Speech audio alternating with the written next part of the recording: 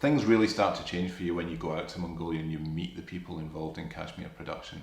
There was a moment when we were sitting around with a bunch of herders in Henty region, and we were talking to them about how cashmere is produced. And one of them asked a question about how so much cashmere is lost during the production process.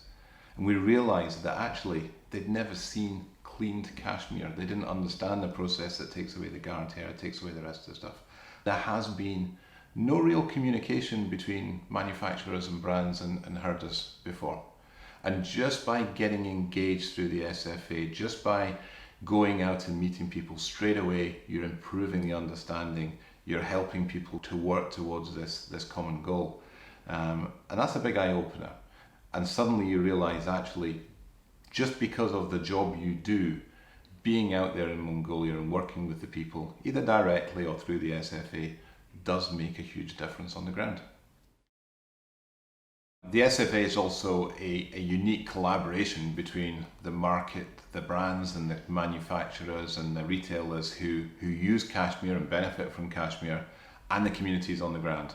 So it's great that all these people who are involved in the supply chain are engaged in it, are contributing to it, because we all share exactly the same needs and exactly the same objectives here.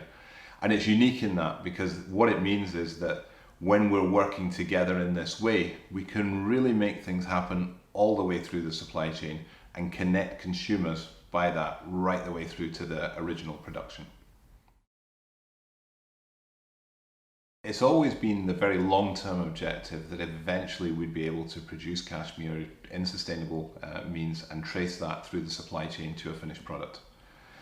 It's a very difficult challenge for the industry. There's a lot of consolidation of fibre, so the fibre might come from thousands and thousands of different goats to make up one particular garment. It might even come from several different countries. So this makes it very difficult to initiate this part of it. And the first thing we did was really to get the standard established and to start to build scale. So as we're building scale, this becomes a lot more achievable. And at the end of the day, what we want and what we'd all like to see is that consumer can go into a shop and say, I would like this product to be sustainable.